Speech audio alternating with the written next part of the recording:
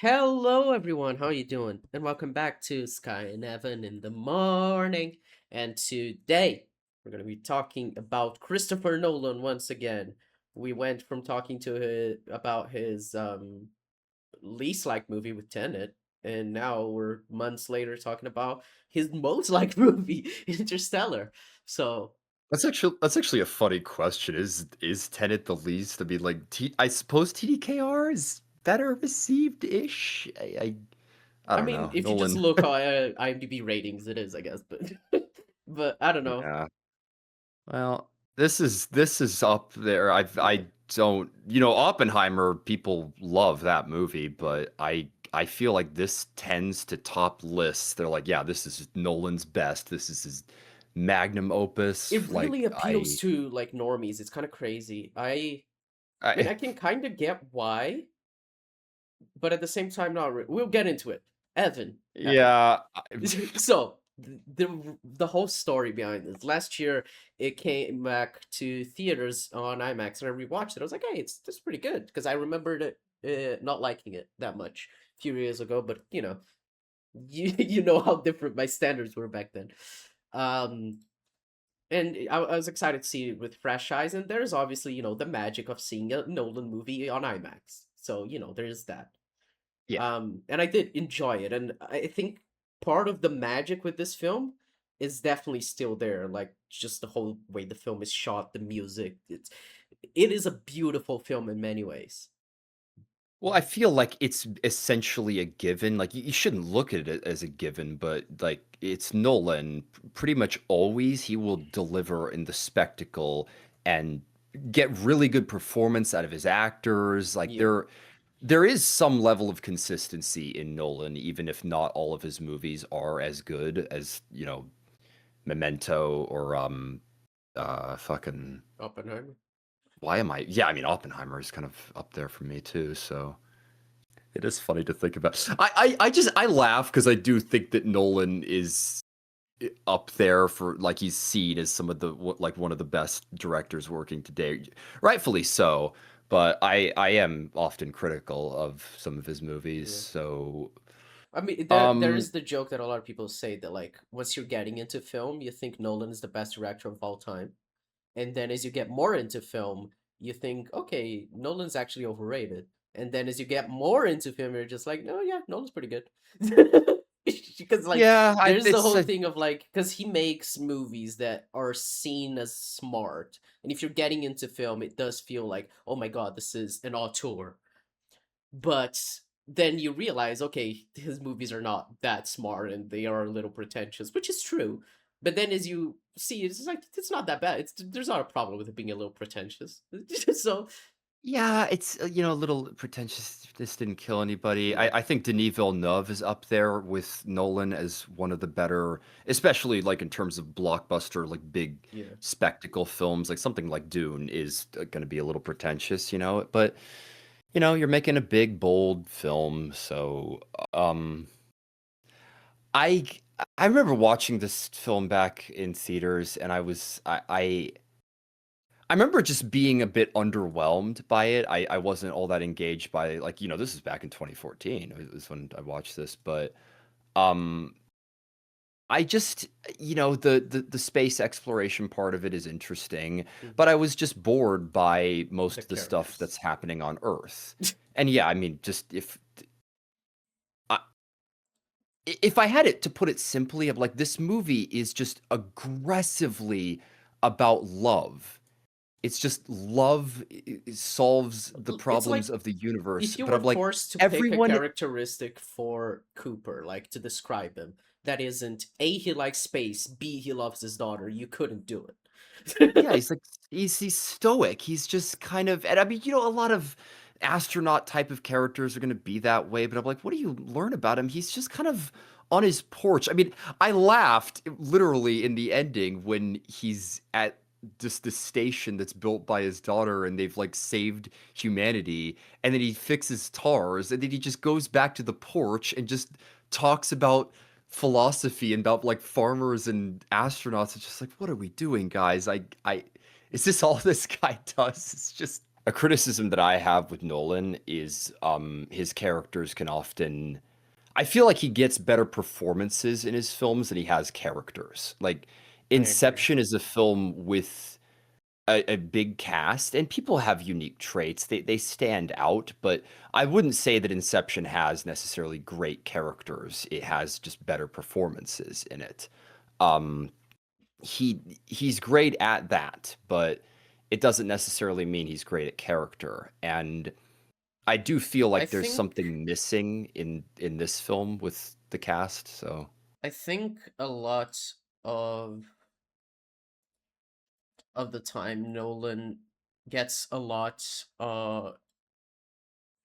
because he gets so much out of actors, his characters may feel like they have more depth than they actually do, which is how I feel about Coop, because like Matthew well, McConaughey's performance is phenomenal, right? Like I think well, I'll add to that. I think the Joker is actually a good example of that in The Dark Knight. I think it's a far better performance than it is necessarily a character. There's a lot to talk I about with think that, I but think Joker works perfectly for the story it's telling in terms I, of well, of course, but it's people. I mean, people are still talking about the Joker, but I'm like, what they're more so talking about is Heath Ledger's performance, and yeah. justifiably so. It's amazing, but Yeah, I mean that's a topic for another day, but yeah. I do think like if not for Matthew McConaughey adding a lot of like weight to his performance, like I would not really buy as much into this film because it does feel like, oh wow, he sure loves Murphy, doesn't he? And it's kind of it. And it's so funny too because like he clearly loves Murphy more than he loves Tom. well, Which I just find I so funny.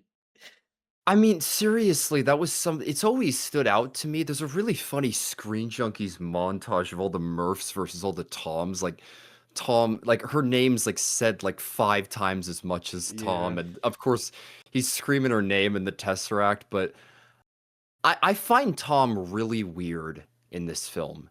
It's just like, He who does is he? seem What's like his a character? I'm little like, bit of like a he's plot device or something, right? Like he doesn't feel like he well, exists in the story. I don't know how to explain it. Yeah, there's a reason because he's essentially an antagonist for Murph in the third The third act. act, yeah. Something.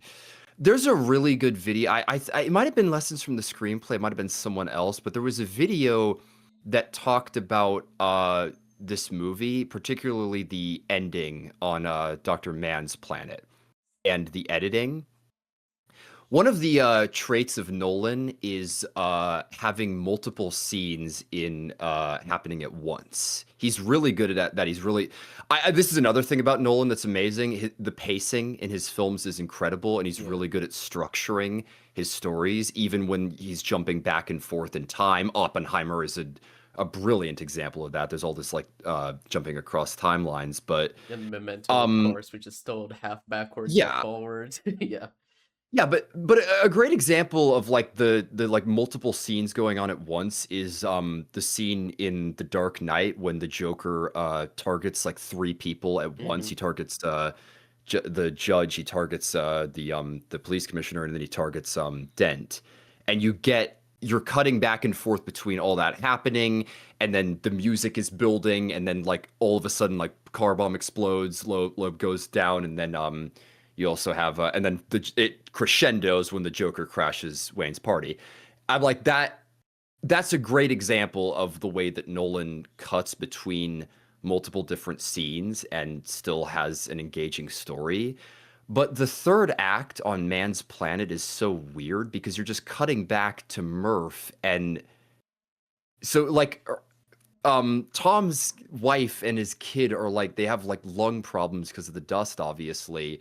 And for some reason, Tom doesn't want him to look at her and like punches the doctor, played by Topher Grace, in the face. And then she burns the crops. And then she comes back, gets the kids out of the house, and then she stays in there and is just looking around in her stuff and like looking at the walls and taking her sweet time while Topher Grace is just yelling at her. And it it is just, and this is what the video that I was mentioning was talking about, like the weight, it's not even comparable We're talking about like being marooned on a different planet in a different universe, and like the ship explodes, and then you have the no time for caution scene. Luckily, they don't cut back during that scene, but they do on both sides of it, and it's just so weird to be cutting back to Murph and Tom. It's like, why are we doing this? It's like because he gets stuck in the Tesseract later, and that's what gives her the clue with the watch. Yeah, because she So needs to be in the room. Yeah, which you could have just done without I the whole like adding conflict to that scene. Like it feels unnecessary to have the whole Yeah, Tom I mean, aspect to why it. why couldn't they just be estranged? Why couldn't it just be kind of like the "Hey, Tom," it's like, "Hey, like it's been a while." Like instead it needed to be violent. I guess because when he throws the punch, I think that's the same time that Man attacks Cooper. Like it's thematic, a fight across the other universe, and a fight. But I'm just like, I don't give a shit about the misadventures of Tom and Murph. I really don't. What's happening on the planet is far more engaging, but Yeah, Tom's weird. It's so weird that Murph saves the universe and has the solutions, but Tom, it's said that he's kind of dumber than he has worse grades in school, and he's just kind of doomed to a life of being a farmhand, and it and it's kind of crazy because with a story like that, you'd expect it to subvert that idea. Be like, oh, he's doomed to this, but actually, he plays a key part in helping. But no, he is just there. Yeah, like he doesn't do anything to like help some of the that would have been cool if he'd like been such a good farmer that he helped like the food supply or something like Yeah, that, but they don't even imply that. It seems like he just stuck to the farm and it, doesn't do you a know, was kind of particularly good self-sustaining. job. Yeah. Yeah. Yeah, I find Tom's role in the story weird, especially considering that, you know, they go out of their way. They could have just had it so that Murph was Cooper's only daughter because the movie is so laser focused on her. Um, yeah, okay. Let's start talking about the plot of this movie because from the outset the ghost is set up really early on with the little like lunar lander thing that Cooper has getting broken. It's said that there's this ghost that's in Murph's room. It's like, what's going on with that? It's like, well, books get knocked out over the shelf, and then there's this dust storm where Murph leaves the window open, and there's these lines where dust isn't falling. It's like, what's going on there? And then they're sent coordinates through binary code in the dust that lead them to literally NASA and with Brand, who already knew Cooper. And then it's established that there's this nebulous they, this bizarre people who've put this wormhole near Saturn. And we talked about determinism when we covered Tenet, but what I said there was that I find those stories boring most of the time, where it's just like everything happened the way that it happened in the story because someone in the future decided or manipulated things so that they did happen that way. And of course, what we've learned later on in the movie is that Cooper was the one that was doing that. He was Murph's ghost, which somehow Murph figured, I don't know how, but she does, and she like figures it out like 35 years too late, my god, but somehow she realizes that he was the ghost and he's talking to her and finds the key. Like what do you think of all that? What do you think of the plotting, because it is wild how this movie uses time. I don't mind it. I mean that whole part. It's like it really doesn't bug me. I don't know. I think it's fine. I think it was building to it, and it makes enough sense. And I mean, I don't really care about like determinism in the same way you do. Like, you don't like it. I think it's a fine vehicle for a story. I mean, it's the whole thing with Tenet that I like is that line like, what's happened, which is like a statement of faith in the like system or function of the world, but not an excuse to do nothing, which is just like a good way of Yeah, seeing I it. But it's just like, even if it's already determined, it doesn't mean you just sit around and let things happen. You still have your part to play in the world. And I don't know, maybe that takes off well, like agency from you or something, but you're reclaiming your agency, which I think is kind of cool. I And said that on the Tenet episode, if I'm not mistaken, that like if you found out that your whole life, every decision that you'd made was written by let's just say like God, like a Hmm. force that decided everything before, that doesn't mean that you didn't necessarily have agency. And again, it sounds wrong, but like you thought you did, and you consciously made the choices. Like, I mean, that ties into consciousness, but Yeah. It's yeah, the whole thing with destiny I'm, that you can. I mean, I don't know, not to get too philosophical, but yeah, it's so well, I mean, we're talking about Interstellar. yeah, I mean, you're right. But Ugh. that whole thing is like, it's like fine to me. It doesn't bug me. I think we have like maybe different criticisms of this film because the thing that actually bugged me a lot was just how like surface level the film is. And you did say like the whole film is just about love, love, love, love, love, love. That's all it's about. Yeah. And I was rewatching it today, and I stopped in the middle just because I was like bored, and I was like, I remember everything, because I was just like, I know what happens. There's nothing I'm gaining from a rewatch because there are films that I can rewatch back to back and notice more things, and um, Well, I mean, just Oppenheimer, I think, is actually a great example of that. Like yeah, that Oppenheimer movie is a would film worth that is rewatch. endlessly rewatchable. I don't find Interstellar rewatchable. Like maybe like once every 10 years, rewatching it is nice because you've forgotten enough that you're like, oh, okay, it's a nice experience and it's always like very fun to watch. Um, but when it comes to just like the story itself, you're not gaining much by rewatching it because everything is like is what the film is showing you, you know? Like there's no hidden layers, there's no like subtext. It's all kind of just the text because it is just about love. We Well, know love saves everything. The love is the fifth dimension and everything. So it is kind of like underwhelming because like it's what you were saying, like you watched and you felt underwhelmed, and that's how I feel. It's just like it's not doing anything. well, and like I said, I think one of my biggest criticisms is just the dialogue and how everyone talks. For one, there's a lot of plot-oriented dialogue, and it's a movie where you need to explore the plot because it's a complex story, or Yeah. at least you want to make sure you're following everything. The characters are going through space. Part of this involves like time dilation and the like. But like a funny moment in this film, it's honestly one of my favorite scenes in the entire film, but it's a great example of what I'm talking about.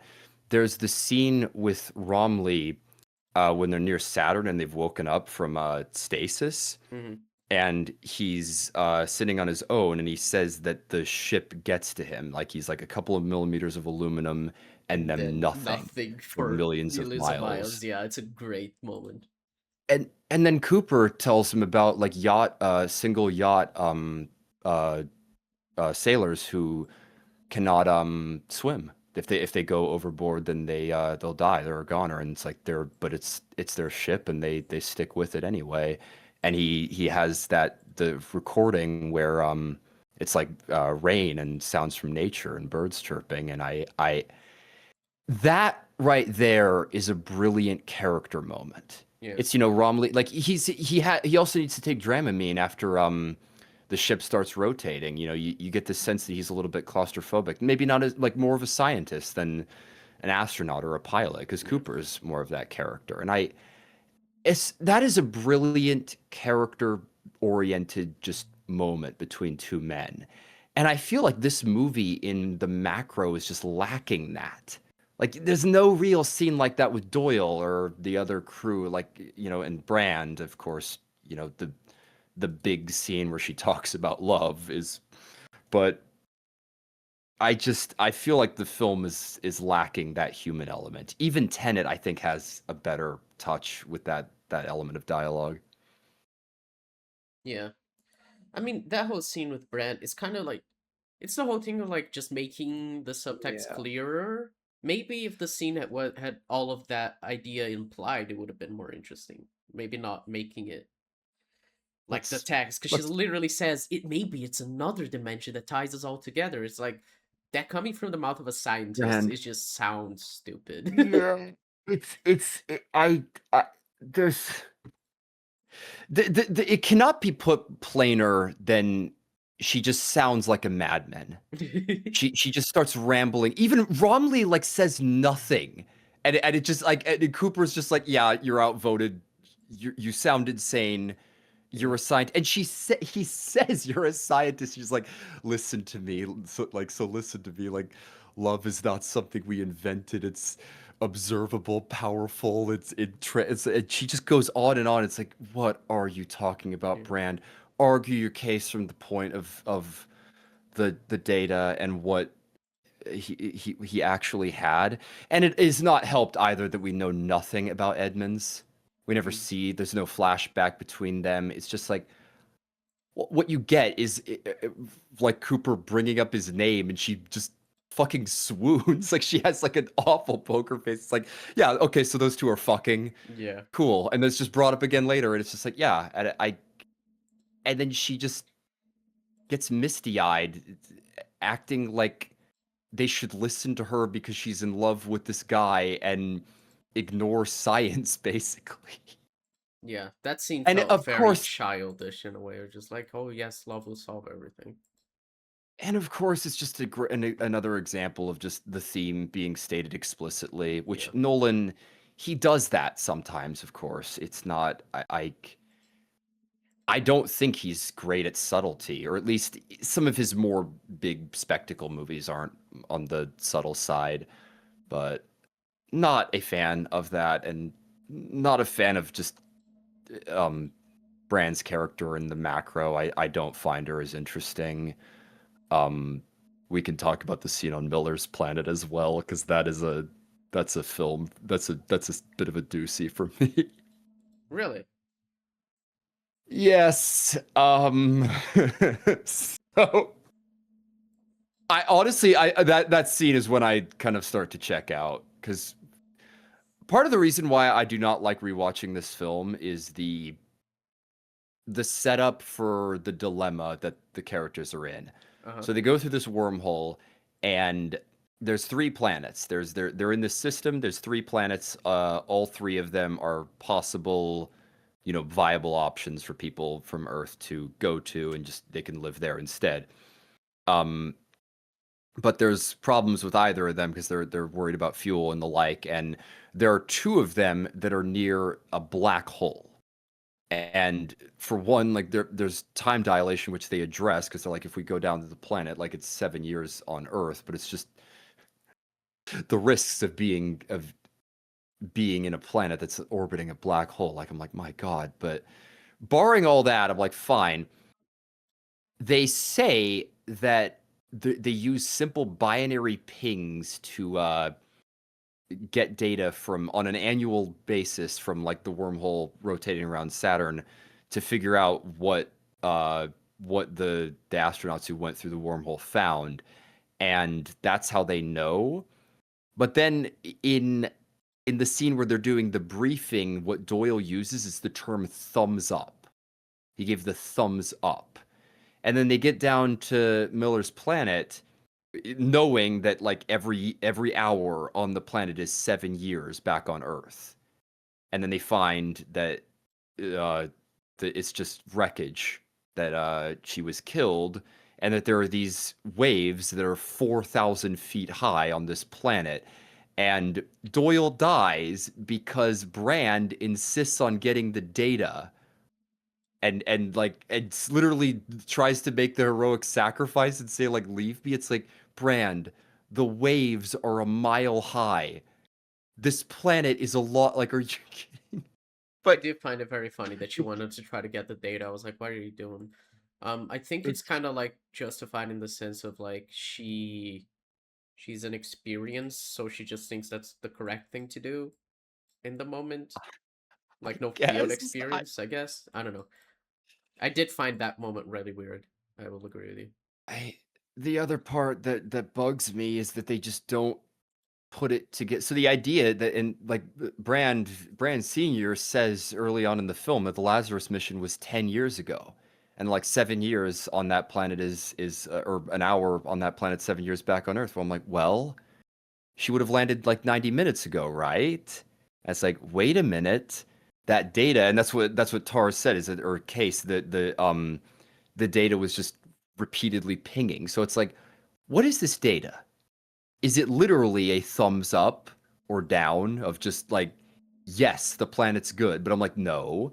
they say that there were water and that there were like signs of life and different things like that, you would need more information, of course. You need something. You need to talk about what's going on. Like maybe that there are giant fucking waves on the planet. I But mean, the there's idea is that she how would have noticed it too late to to tell them to send the signal. Yeah, but the idea was that the initial signal that she sent saying that the planet was good, because I mean obviously she would have landed and there would have been water and the like, so that would have been out. But I'm like, how did they not recognize that the data was identical?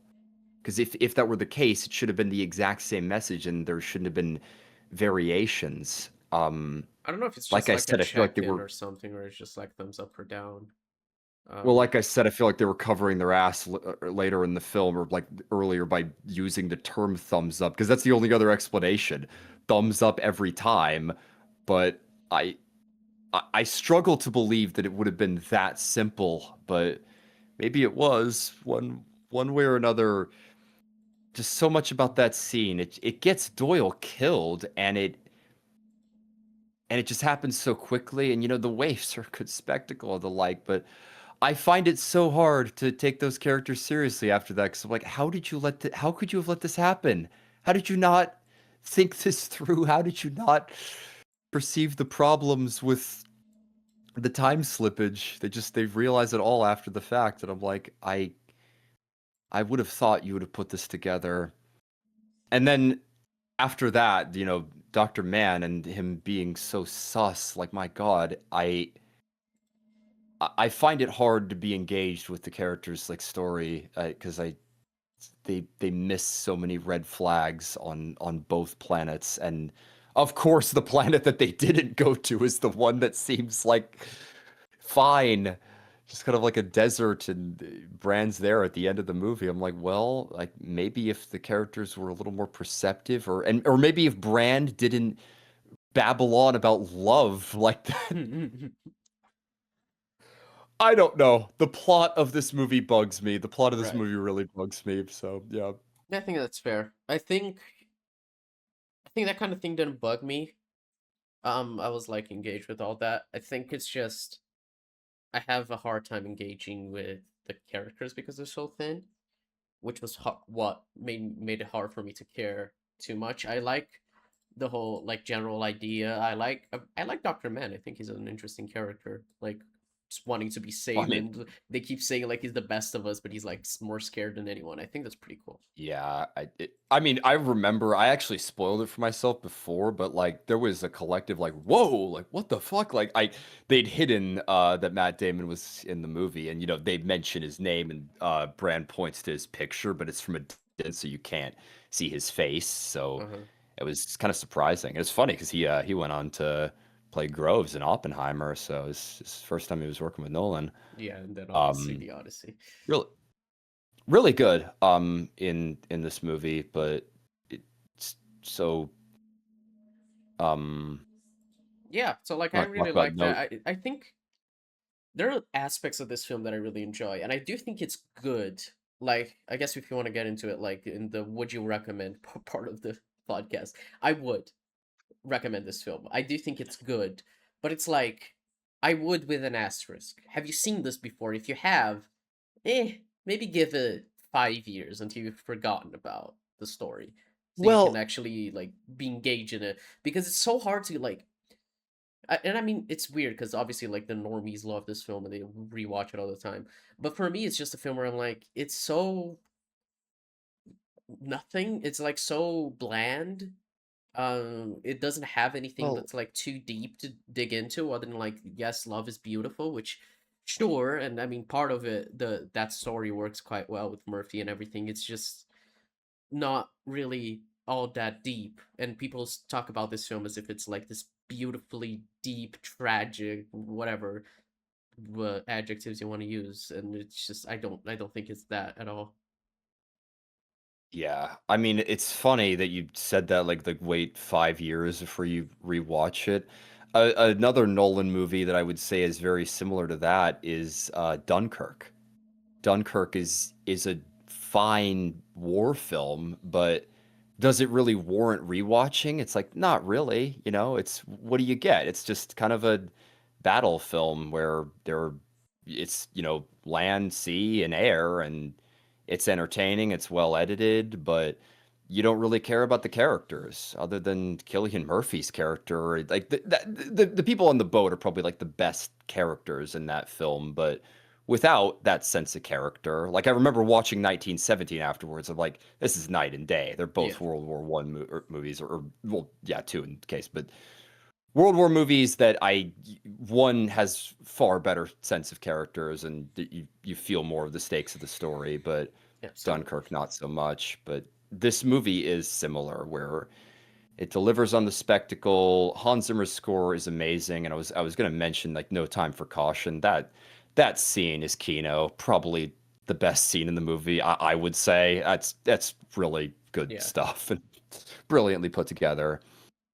The visual effects are amazing, but it's unless you're really invested in those characters and unless you're invested in the theme and what the film is going for, I do find it a little bit like flaccid. I I don't think I would recommend this movie, and it's just that's fair. it's just because I think it's one of the weaker from Nolan, but it's a bit abnormal because this movie. I mean, look on Letterboxd, there is a disproportionate amount of just 5 stars. Like most people are wowed by this movie, and I get it. I get, you know, being blown away by the spectacle and thinking that this is just amazing, but on rewatch, I find it, you know, kind of generic. And like you were saying, I didn't really I did rewatch this from beginning to end, but I'm like, yeah, I've seen this a couple of times. Yeah, I've gotten what I'm gonna get out of it, so I think this was probably like my third time. Well, I mean, to be fair, it stopped halfway through. But anyway, third or fourth time watching, and it's just like I watched it a year ago, maybe over a year. I know I watched it on in theaters, but I didn't feel like I was gaining any new information, so I was just bored. Cause like there's so many films that I rewatch, and I just notice more little details, but I don't think this is a movie about the little details. It's about the big details, and they're all spelled out for you. So I don't know. yeah. For a film that like is definitely in the shadow and like, you know, it wears it on its coat sleeves, but this movie is definitely going for a bit of a 2001 2001. vibe. It does feel very spoon-feedy compared to that film, like to say the least. So, Yeah, which is funny yeah. comparing I to don't a know. movie that is so abstract. All right. Yeah, So Evan, all that said and done, it's time for you to recommend something for next week. it is indeed. I decided this yesterday because I finished a book recently, and it's been adapted. I told you about Fatherland, written by Robert Harris. I didn't know this at first, but that was actually his first book. He wrote another book in 2016 that was adapted in 2024, and it is about the College of Cardinals electing a new pope. Oh, I am recommending Conclave. I never watched always that a movie list. back in 2024 when it came out, even though it was an Oscar contender, because I was worried it might be just full out boring. And it's probably like the biggest criticism, but I never saw it. You've seen it, I believe, I right? have, yeah. I watched all the best pictures of that year. Yeah, I think it's really good. I was surprised it didn't win like Best Picture and a bunch of other things because like it feels made for Oscars, for Yeah. better or for Like worse. like I said, I got a bit of a pretentious vibe, and I was wondering, I'm like, is this just going to be a snooze fest? But everyone's like, no, it's like really No, it's engaging. I'm like, really good. It's really good, but it is a little boring. yeah, Like I yeah, I said, can it's a movie imagine. made for winning Oscars, so it's good, but you can probably imagine the way it's based and everything about it. Yeah. All right. Well, curious to check it out, considering I really liked the book. So it'll be an interesting watch. So all right. Yeah, I haven't rewatched it since the Oscars that year, so it'd be a nice time to rewatch it. And yeah, well, folks, thank you very much for watching. We'll catch you next week for Conclave. Topical as always. We're like 2 years late to the party, jeez. Yeah. Well, I remember it's actually funny. I remember it kind of got a bit of a popularity spike when Pope Francis Pope passed Francis away. passed 'Cause away, everyone's yeah. like, "Ooh, like And that was conclave's going on the IRL." Pope. What was that? That count like Pope base, yeah, on Twitter. That was amazing. Anyway, we'll catch you next week for Conclave, guys. Thanks for watching. Comment, like, subscribe.